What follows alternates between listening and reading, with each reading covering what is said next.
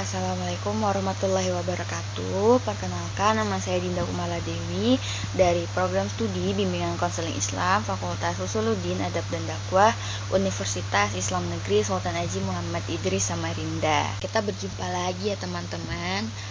Jadi di video kali ini kita akan membahas mengenai perkembangan prenatal, yang mana materi ini itu termasuk di dalam mata kuliah psikologi perkembangan yang diampu oleh Bapak Muhammad Hasan Abdillah, SPSI, MPSI.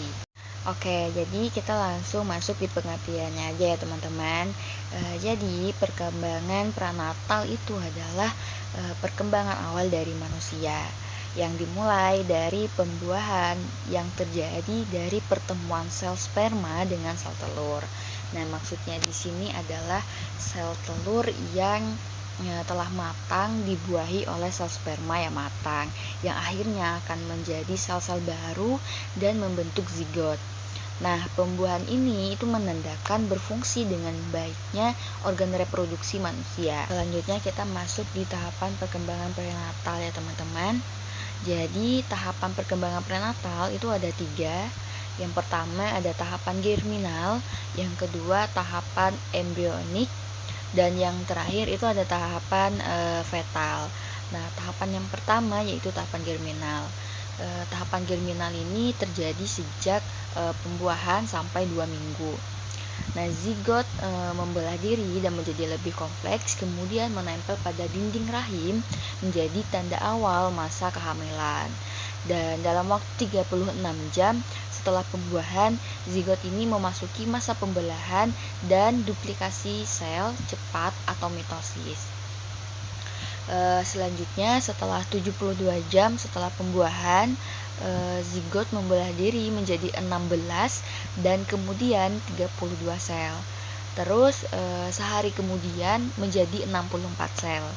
Nah, pembelahan ini terus berlangsung sampai satu sel pertama berkembang menjadi 800 juta atau lebih sel khusus yang membentuk tubuh manusia. Tahapan yang kedua yaitu tahapan embrionik. Nah, di tahapan kedua ini masa kehamilan ini dimulai dari 2 sampai 8 minggu. Nah, pada tahapan ini organ dan sistem tubuh utama itu berkembang sangat pesat.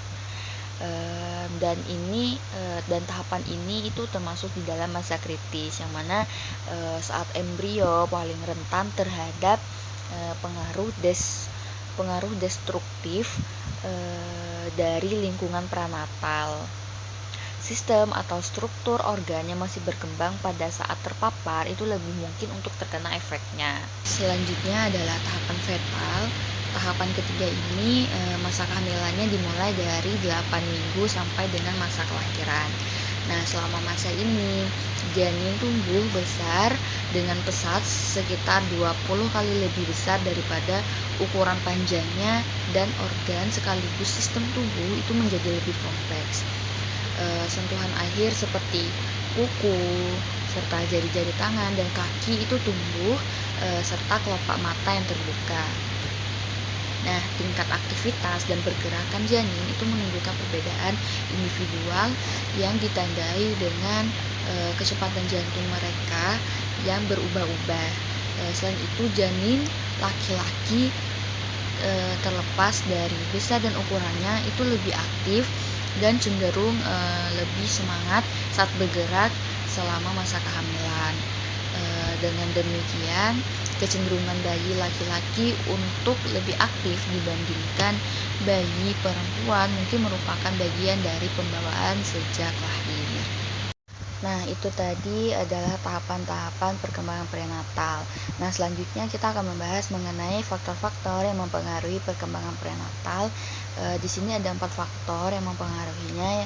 Yang pertama adalah teratogen, yang kedua adalah faktor ibu, yang ketiga faktor ayah, dan yang terakhir itu ada faktor lingkungan.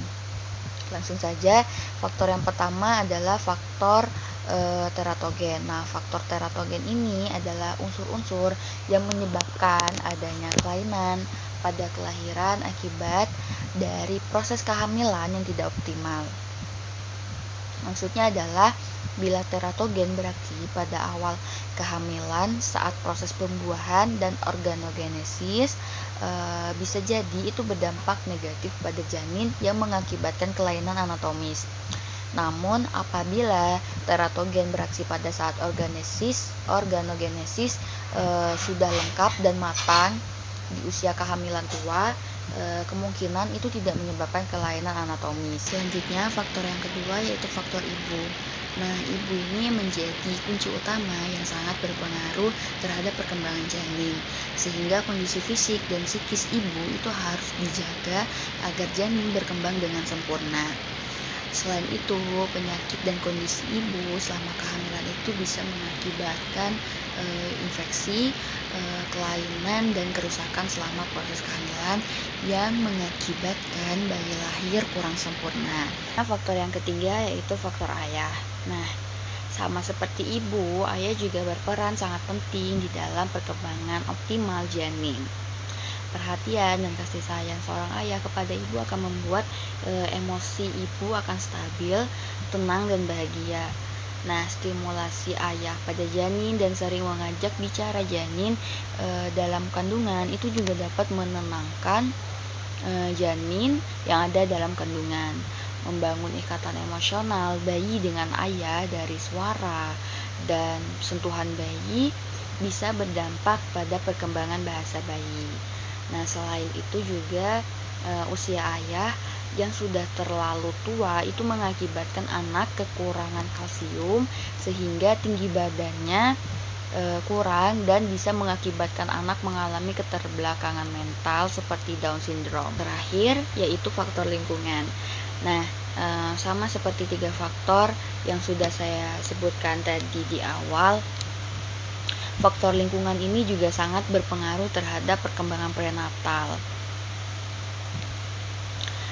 Nah, dan salah satu masalah lingkungan yang bisa mempengaruhi kondisi janin dalam kandungan dan berakibat keterbelakangan mental pada anak itu salah satunya adalah polusi udara, yang mana ketika terkontaminasinya polusi udara maka dapat mengakibatkan keterbelakangan mental pada anak dan membahayakan kondisi janin.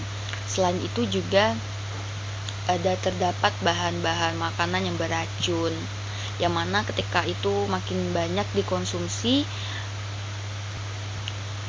maka itu akan mempengaruhi perkembangan janin. Itulah ketika ibu-ibu sedang hamil, mereka disuruh untuk mengkonsumsi makanan-makanan yang memang itu baik untuk kesehatan janinnya. Oke, teman-teman, mungkin sampai di sini saja pembahasan kita mengenai perkembangan prenatal. Semoga sedikit banyak ada yang bisa dipahami.